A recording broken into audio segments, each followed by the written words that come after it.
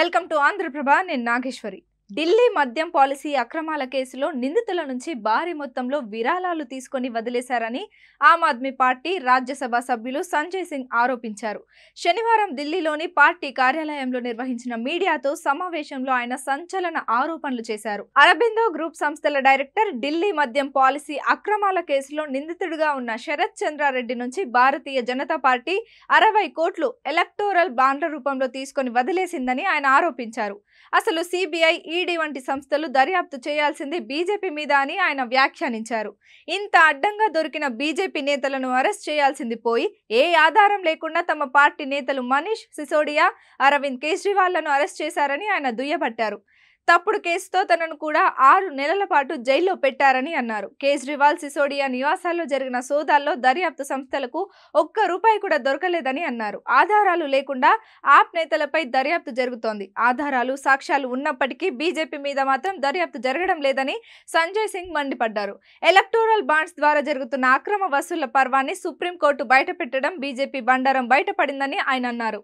Sarath Chandra Reddy arrest కాకముందు నుంచే బీజేపీకి విరాళాలు ఇస్తూ వచ్చారని, అరెస్ట్ అయ్యాక ఇంకా పెద్ద మొత్తంలో ఇవ్వడంతో తదుపరి బెయిల్ మీద బయటికొచ్చేలా దర్యాప్తు సంస్థలు సహకరించాయని ఆయన సూత్రీకరించారు. 2022 జనవరి 5న 3 కోట్లు, జనవరి 12న మరో 3 కోట్లు విరాళం రూపంలో శరత్ చంద్రారెడ్డి ఇచ్చారని తెలిపారు. అదే ఏడాది జూలై 2న 1.5 కోటి, జూలై 12న మరో 1.5 కోటి విరాళం ఇచ్చారని తేదీలతో సహా సంజయ్ సింగ్ వివరించారు. 2022 నవంబర్ 9న శరత్ రెడ్డి తాను ఎవరికీ ముడుపులు ఇవ్వలేదని ఈడీ సోదాలకు వెళ్లినప్పుడు చెప్పారని, ఆ మర్నాడు నవంబర్ 10న శరత్ రెడ్డి అరెస్ట్ అయ్యారని తెలిపారు. అరెస్ట్ అయిన తర్వాత 2022 నవంబర్ 15న శరత్ రెడ్డి బీజేపీకి 5 కోట్ల విరాళం ఇచ్చారని అన్నారు.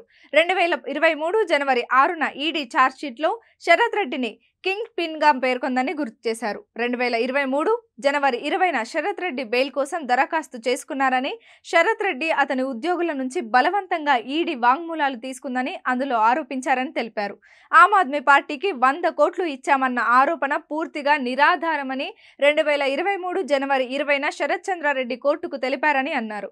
2023 ఏప్రిల్ 26న 100 కోట్లలో కొంత తాను ఇచ్చానని ఒప్పుకున్నారని చెప్పారు. 2023 మే 8న బెయిల్ కోసం శరత్ హైకోర్టుకు వెళ్లారని, నడుము నొప్పి కారణంతో శరత్ రెడ్డి మధ్యంతర బెయిల్ పొందారని వెల్లడించారు. 2023 జూన్ 2న శరత్ అప్రూవర్ గా మారారని, ఆ తర్వాత బీజేపీకి 50 కోట్ల విరాళం అందజేశారని తెలిపారు.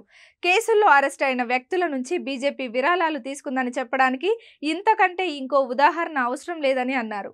శరత్ రెడ్డి ఇచ్చిన 60 కోట్లకు పైగా విరాళాలపై ఇప్పటి వరకు ఎందుకు దర్యాప్తు జరగలేదో చెప్పాలని డిమాండ్ చేశారు.